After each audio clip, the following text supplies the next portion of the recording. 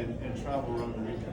So, but in addition to ensuring air quality, we also are community focused. This is our mission and our goals. We want healthy, safe, and livable communities. We want to do our work in a strategic way so that we're making strategic investments or supporting or sponsoring strategic investments. We want to try to be as operationally efficient as possible.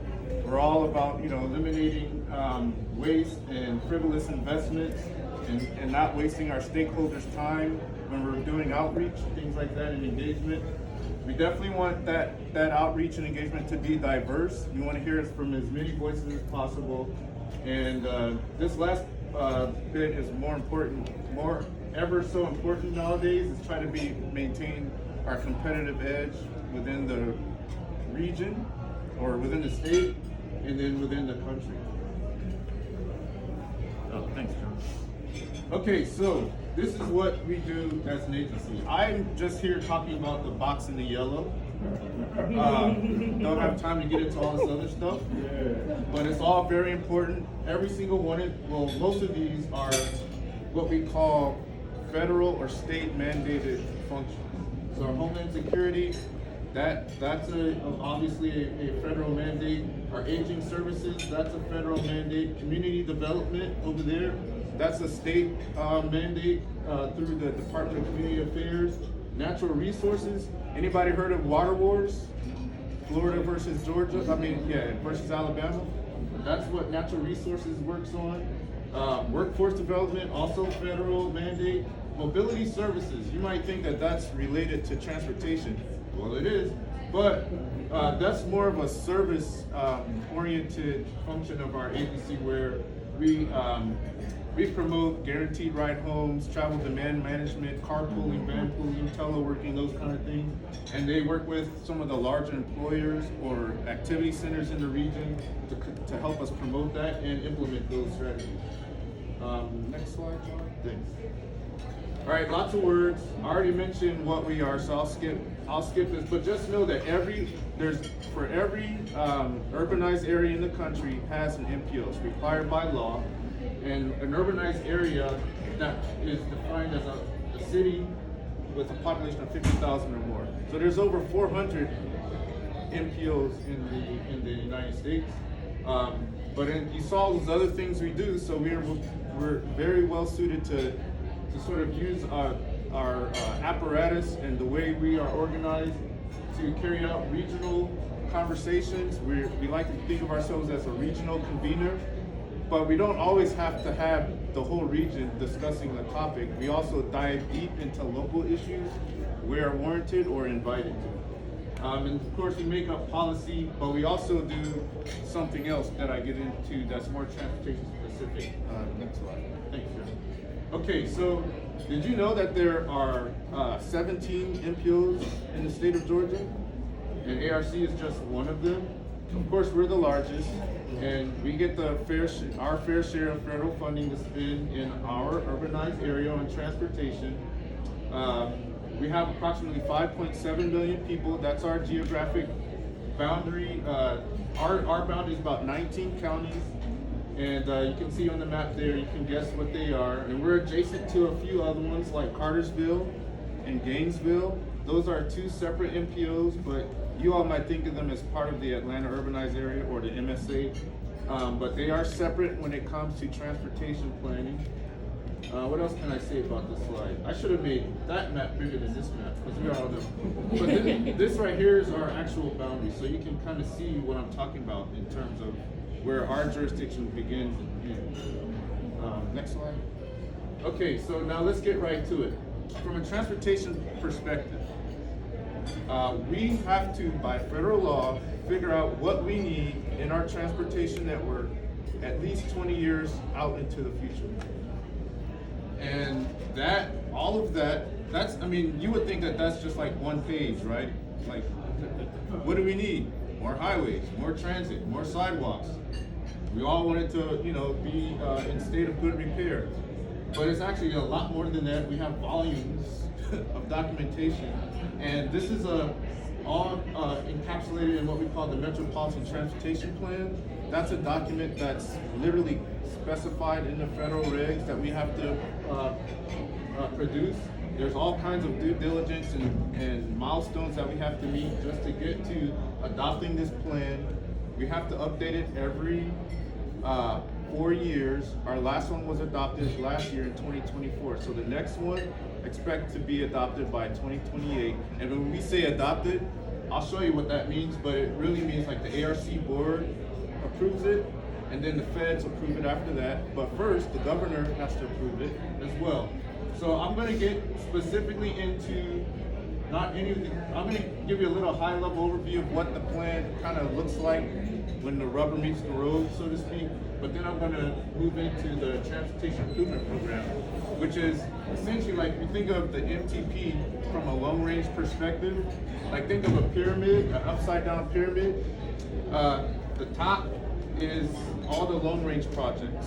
So these are highway transit projects, trail projects that we've identified all the way out to the year 2050 and before.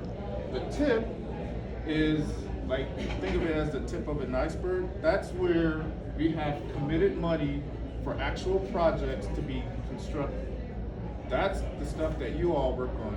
Many of the projects that are in the tip, the Transportation Improvement Program.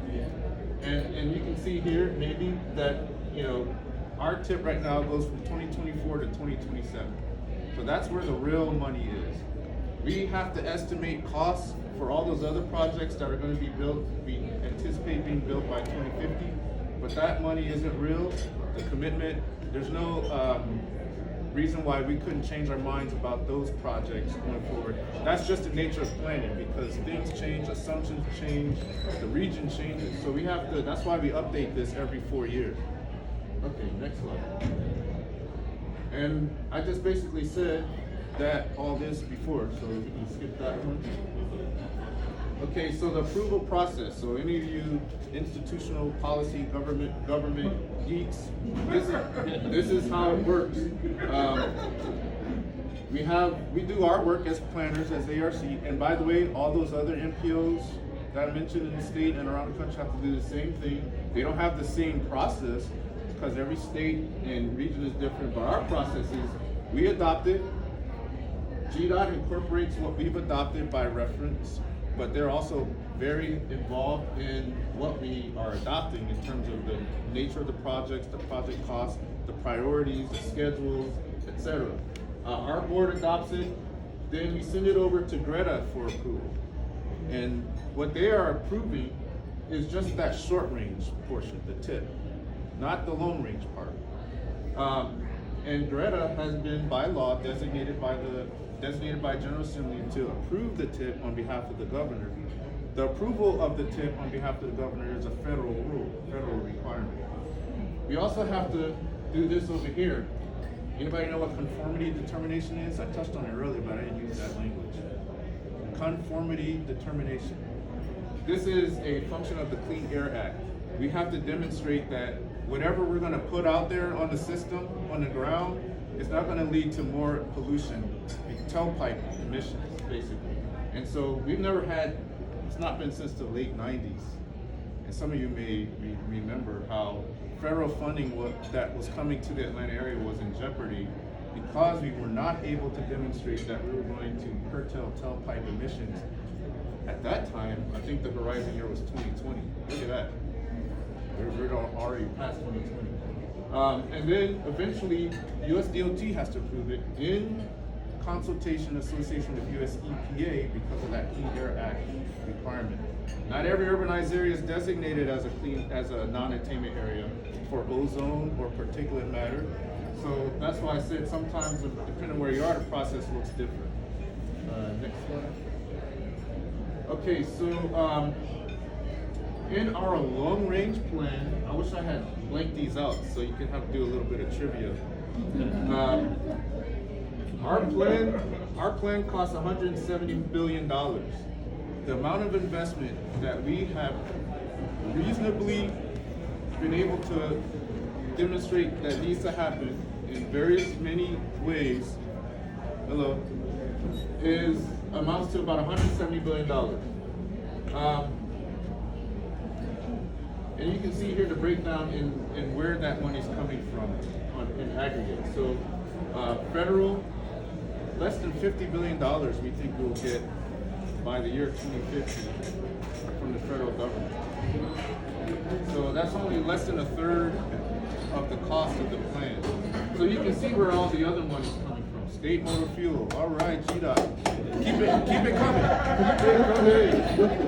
State motor fuel is, we all pay an excise tax whenever we buy a gallon of gas. For every dollar that gets spent on gas, some of it goes to the local, like 7-8%. Some of it goes to the feds, like 17 cents. And GDOT, or the state, collects like almost 30-something% of that dollar of gas that you pay for gas. And that's totals, we estimate about $53 billion over the life of the plan in terms of revenue. But look at the local governments. DeKalb County, down here Douglas County, Henry County, I heard the locals in here. You guys do your local sales tax, that's 7% or 8%. A lot of you have SPLOS, special purpose local option sales taxes. This is where this money, so local governments are providing the lion's share of revenue to implement what we're saying needs to be implemented to meet all the goals and principles and objectives that we set for the year 2050. And then other sources like community improvement districts, sometimes private investors or private, what we call public-private partnerships, P3. We estimate not so much, but we'll take it. Okay, next slide. So now, how does that money break down? Forget about the source. Regardless of where it's coming from, look at that. Bridges, pavement, sidewalk, modernization, transit facilities, transit vehicles. MARTA is about to deploy a whole new array of rail cars, for example. We're accounting for those costs. We've already accounted for what's about to happen, but between now and 2050, what else is going to happen when it comes to modernization and maintenance? Air quality future MPO projects, $9.7 billion. Major system expansion, that's your interchanges, your express lanes, your highways, your transit systems, and I'll get into what that looks like. And then operations, traffic signals, smart signals, hero, all that kind of stuff. Okay, next slide. Okay, so I mentioned our objectives early on, and so I want to give you an example of how we're trying to achieve that through transportation investment. So healthy, safe, livable communities. What does that mean? That means things like transit-oriented development. Anyone want to take a guess what that means? A lot of you folks are in the development industry, so to speak. That is basically, the idea is if you build it, they will come. Well, we have MARTA built, and they're not coming. Ridership is kind of low. You think? Maybe instead of coming, they're going. But if you focus on this type of development at or adjacent to a MARTA station, they come. Look at Midtown Station, Art Center Station. I mean, look at all. If you've been on between 10th and 14th Street, anytime recently you've seen the explosion, and MARTA's seen the increased ridership. Why is that important? Remember that stuff I talked about with air quality emissions, reducing tailpipe emissions? That's why it's important. And also, you have what we think is a trend now. Young folks, youngsters, are, including my kids, not interested in driving that much. Or, I'm sorry kids, that means you gotta drive more, right? They're walking. But they just don't want the hassle. But also owning, maintaining cars is super expensive now, insurance rates going through the roof, et cetera, et cetera. So let's try to make it easy. So that's what TOD, transit-oriented development, is for. So this is an example where you can use federal money to help incentivize these types of development. You can use the federal money to, of course, build, maintain, operate the transit service that is serving that development. And then also the associated infrastructure, sidewalks, crosswalks, streets, parking garages for folks to park and ride, etc. But then that doesn't happen everywhere. Smart is not everywhere. We're also looking at, our rural centers, our ex-urban, suburban areas, where, maybe 20 years ago, this was just sort of greenfield. I'm sure at one point. But this is in Beaufort, Georgia, and same thing, similar infrastructure. How can we promote, have the store next to the office so that someone doesn't have to get in their car to make a trip? If they work in the office, let's promote the idea of having enough retail for folks to just walk over. And let's provide the infrastructure for it. A lot of our communities want this type of investment. And then, connecting them with other transportation facilities like multi-use trails is super popular nowadays. And trails are, anyone familiar with the concept of a Beltline? Think the Beltline trail? Those things are expensive to build. Just construction alone is like $7 to $10 million per mile. I mean, the design of those things are almost as high of a pedigree as what you would design for a road. When you think about the foundation, the pavement, the reinforcement, etc. And then a lot of them have bridge structures. You have to think about stormwater and drainage. So very expensive projects. Okay, next slide. I mentioned trails, so here's sort of like a high-level idea of what we think we want to do with trails in the region. We don't want them to be standalone. We want to create a network, and we call it our regional trail vision that extends just about anywhere in that 19-county area that I mentioned. These aren't the only trails that will exist, but these are sort of like the key trunk trails. So obviously you have Beltline, Silver Comet, and you all heard that one. Moravian Mountain out here, DeKalb, South DeKalb. I can't name them all, but you can see, you get the picture. And then, try to identify relevant land use and development patterns that help promote these facilities, and vice versa, where these can help promote the economic viability of wherever they're going through or to. Another trivia point, how much increase, there's some assessors, appraisers here, how much do you think a trail like the Beltline increases property value? I'll be curious to hear. Any guesses? A lot.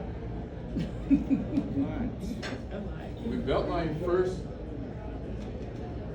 was first built, like that east side, this portion right here that kind of goes through, East Atlanta, 30% increase in property value, just like that. What are you gonna say? 20? Well, Beltline is kind of like an outlier, given where it's located. But some of these outer ones, yeah, wouldn't expect 30%.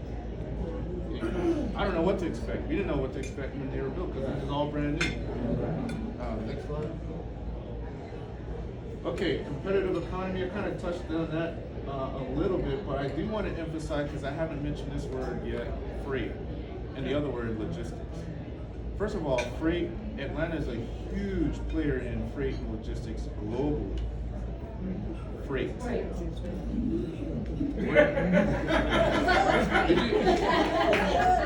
Oh. I'll get to that at the end. No, but you can see here, you may not be able to see, and I'm leaving the slide deck with Kizzy so she can share it with you later. But you can see these areas in gray, these blotches, these are freight intensive areas. You all are familiar with like South Fulton, Fulton Industrial Boulevard, the McDonough area, all of those light industrial, or what we call warehousing happens. That's where stuff is coming from the Port of Savannah. Those shippers bring it here, stage it, or store it, and then it gets distributed within. That's what a lot of this is. There's another, I'm losing my train of thought on what we call this, but distribution centers, that's what they call it.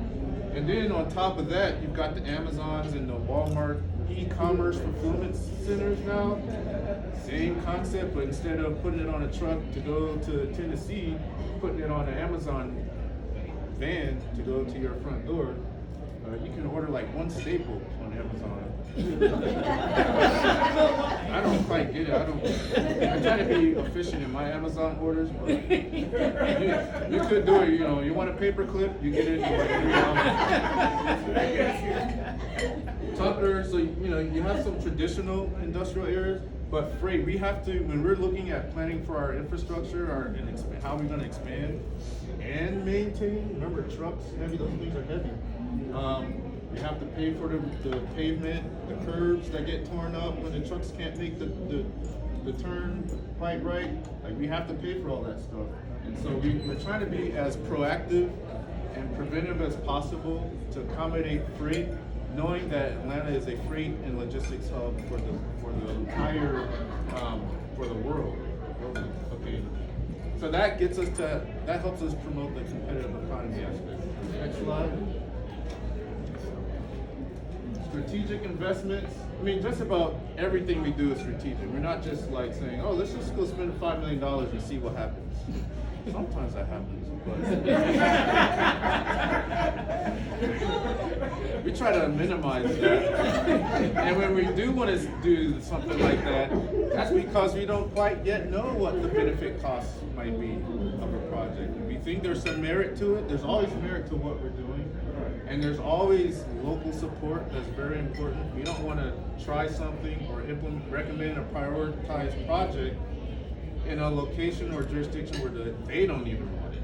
So we have to be very careful about that. So we work with all of our local governments, all those 19 counties and over 100 municipalities and countless number of neighborhoods, association groups, etc., to build consensus on what the priority investment should look like. So that's what we mean by strategy. But we also want to provide options. Options. That is very key. Because people in communities want options, and not everybody can benefit from just one type of option when it comes to mobility and how they get around. So, you know, we want to support transit, public transportation where it makes sense. Not just rail, but local bus service. A lot of people use ComLink to get to and from their jobs, whatnot. And then, you know, we want things to look nice, and we want things to operate efficiently, so that's strategic, right? These roundabouts, super helpful with intersection congestion, which is also super helpful with reducing emissions, because just sitting at the red light, not good. And then, you know, we want a vibrant downtown. We want our activity centers within the region to be very vibrant. That's only going to happen if we have strategic investment in the infrastructure. So all no-brainer stuff, right? It all makes sense. Next slide. Okay, so I mentioned transit just now, and so now I'm going to get into some of the main components of what's in that list of projects that go out to 2050. I'm not going to recite all of them, but you can see a map, a coverage map here between 2030 and 2050. This is what we expect to implement in terms of transit. And it's mostly in the form of BRT, which is what we have. I have some examples of what that looks like on the left. This is Hamilton Road. This is a MARTA project that they're working on. And you can see buses in the center lane. They have their dedicated lanes. They will have stations in line that are platform level, so you can walk and roll in the vehicle and roll off. You pay for your fare there ahead of time. You walk on the bus to help with delay. Because, you know, the bus doesn't go until it collects all the fare. So if you have that advanced fare payment, you tap or some other technology, keep it moving. That's an example of a BRT concept on a local street. How about on 285, where it's separate, right? You see how different it looks? It still has its exclusive guideway or right-of-way. That's good news for all you all. Or maybe it's just more work. Stations would be mostly off adjacent to the guideway system. In some cases, you might have an inline station where the station is like in the middle. Just depends on, this is just an example of this type of cross section. And so here, the reds and the blues. Red is what we call arterial rapid transit, ART. That's basically local bus, you know, like the bus stops, the regular like Marta, Kof, Winnett buses. That is like basically instead of stopping every stop, it's stopping every so often, skipping certain stops to keep that sort of express service going. BRT is even more express concept, less frequent stops, and often in, like I said, its own right of way, not to be interrupted by other traffic. But I should not fail to mention that this is also in tandem with the express lanes that GDOT's working on. So you all are familiar with that project, express lanes around most of most of 285. So these buses would not have exclusivity here, but they would still not be interrupted because most of the traffic is going to be on the general purpose lane. Any questions about the transit? Okay, next slide. Okay, so going from a bigger picture all the way down to like the crosswalk level, we have over the years have determined through research, data analysis, and complaints from local governments that our streets at this scale are not that safe for what we call vulnerable road users. Vulnerable road users are basically these folks, or this person, this dude in his bike. And you know, a lot of people want to get out in the streets and ride their bike, but they're not safe. So there's this concept called complete streets,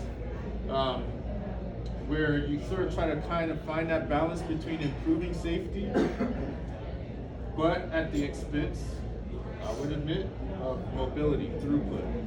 But the idea isn't to maximize throughput, it's to maximize or improve safety and accessibility to like these shops. Like, what's the point of having these shops on the street if the cars are just whizzing by? The business owners would rather see this, you know. We want the biker to get off the bike, go get a Gatorade. So, and then, you know, have landscaping and other features to sort of help promote traffic calming, which helps reduce fatalities in our streets. Ever since COVID, we've had an uptick in fatalities and serious injuries because of higher travel speeds of vehicles. No patience? That's about right. Sounds right. Not me.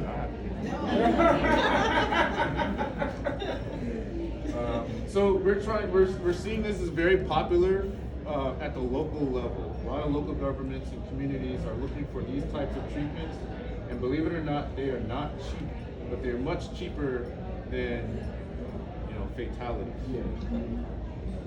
Okay, next slide. So if you, I can put this back, but if you want to learn more about the MTP, you can go to this website and use this barcode. I didn't mention the express lane system. I didn't talk about that, but it's not just 285. It's I-20, 400. You already seen examples of that right out here with the Northwest Corridor. So just think more of that elsewhere. And also there's another, 75 South is another good example. Different treatment too, right? That one's in the center. These are on the edge.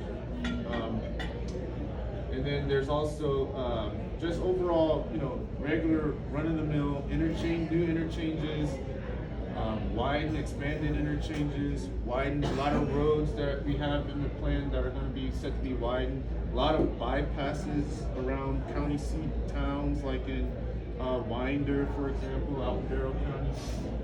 So feel free to dig into that to see what else we have planned. So I'm now going to move on to the tip. And I mentioned what it is. This is an example of a fact sheet that kind of dives into the vicinity of the project. You can access this from our tip webpage. I have a barcode for that. Who's the project sponsor, title, the length, if that's applicable, if it's a linear project versus a stationary or nodal project, and then the money. Remember I was telling you how the tip is all about real money? We have this breakdown for the projects that are long range, but the short range stuff, this is like money that's locked in, and we work with GDOT all the time, making sure we have these numbers right, because a lot of times they get updated quite often. Sometimes because of right-of-way issues. Oh, we didn't know we had to get a construction easement. Oh, the property owner. The property owner. They agreed to a price and then they changed their mind. Oh, so we got to pay you more for your property. Okay. So then we have to update these numbers at the project level. Okay, next slide. So, how does a project get born? First of all, it was already conceived in that long-range planning process. But that's just high level. You don't know how many parcels are involved with right-of-way, if at all. You don't necessarily know the actual alignment even. You just it's like a straight line on the map almost in a lot of cases. Well, not that, but we know the road, so we know the alignment if it's a roadway project. But, we need a lot, when we get to the point where we're talking about real money, we need real details so we get the money right, because what's the number one thing that drives all of this need for accuracy? Money and time. Money. It takes time to get these projects ready, to get delivered, and we're on the clock to deliver them. If we don't build the project in the fiscal year that we say we're going to build it, we lose the money. So we have to make sure we have our act together when it comes to the project at the very detailed level. So what does that mean? For us, that means vetting these projects, making sure they're ready to be delivered through the federal aid process if they're going to have federal money. And so we ask all of our sponsors who want federal money from us, we ask them to go through a very rigorous application process. We have an online application form where they enter in answer all these questions to make sure that there are no hiccups in delivering that project. And I'll get to some delivery in a minute. That's right-of-way specific, I'm sure you all know. So I'll be preaching to the choir, but I wanted you all to have our perspective. Because the way it works is a local government will ask us for federal money. We'll award the federal money to that local government to build that project. GDOT, if it's a federal project, GDOT manages through their Office of Project Management or Innovative Delivery Office. They'll manage that project. And we're out of the game as ARC. We're just the money. We're just like a sponsor or investor in the project. We make sure that all these projects meet the air quality goals like I mentioned earlier. But after the money is assigned to the project, then there's all these strings attached. You have to be a qualified local government. You have to be LAP certified. Some of you probably, if you're right-of-way agents, you've probably taken the LAP course. We make sure before we give federal money that the county or city staff have at least somebody who's LAP certified. So that type of stuff, which kind of gets in the way of actual transportation, but is very necessary. Next slide. And then we look at, before we award the money, we look at, hey, Cobb County, you asked for $100 million for 5 different projects. Well, we're gonna, to the best of our ability, look at the potential performance. How much of all your projects alleviating congestion, improving safety, meeting some of those other strategic goals? We do our best to sort of take a quantitative look at those projects to make sure they're benefit not only for the local jurisdiction, but for the region at large. And we have a key decision point process where we kind of go through that.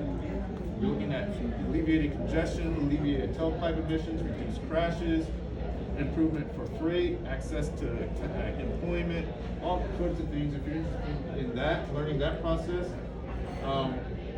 carve out like a whole week to read this report because it's very intense. So I won't go into any details about it now, but just know that this is where I was saying we don't just throw money around. We're really vetting these projects from a performance and meritorious standpoint. Okay, next slide please. I'll skip all this for the sake of time in case you guys got questions. I mentioned sort of like these are the main criteria of performance that we look at. Even resiliency. How well does your project address stormwater? We were just talking about raining for a week. Can you imagine, all of the sources runoff that's happening and how that's going to start flooding the roads. We don't want our roads flooded because that creates more congestion. So we look at, what kind of features do you have in your design that deal with stormwater runoff, for example. Okay, next slide. And then we look at other things like regional equity. Make sure we're not giving Cobb or Gwinnett more than their fair share of federal money than Henry or Rockdale, things like that. And then we look at this right here, deliverability. Remember that clock's ticking. So when that money is assigned, it's time to go, local sponsor with your project. Have your act together. Get your project framework agreement signed with GDOT, and let's get going. Because if not, then now we have to do all these financial gymnastics to take that money off of that project, put it on another project, if that project's even ready for that money. Otherwise, we lose that money. Okay, next slide. Just so you know, these are the funding amounts that ARC awards to projects on any given year right now based on current surface transportation funding from the federal government. These are the different programs, STBG Urban. There's also something called STBG Statewide. GDOT has discretion over that, but that statewide money can be spent anywhere where they want in the state, but also including rural or urban areas. But for ARC discretion, we award about $125 million a year in this program, and $25 million a year in this CMAQ category, $14 million a year in TAP, and $12.5 million in carbon reduction. These are all programs that were authorized in the Infrastructure Investment and Jobs Act, the current surface transportation authorization bill. Next slide. We can skip this. Okay, this is what I want to get to. Next slide. Okay, so I mentioned federal aid, of course, and these are ARC's observations. That's sort of like a fiduciary of federal money on behalf of local governments that are spending this money. From a right-of-way perspective, we've noticed that just virtually any project requires right-of-way acquisition, some type of activity. There are a lot of projects that we don't see, like traffic signal improvement type of project. Sometimes those don't require any right-of-way acquisition. But the minute you require right-of-way acquisition, the minute you have broadened your NEPA scope, and you've also broadened the budget and the schedule. So that's quite frequent for all those programs that we're awarding money on. Right-of-way is going to be often implicated. So, when there's right-of-way acquisition involved, obviously, some of the project sponsors have to condemn the property or exercise eminent domain because of absentee ownership, for example. That's a scheduled, showstopper. John, yeah, you can, Katrina, maybe you'll talk about that next in October. Don't want to talk about that. That's it.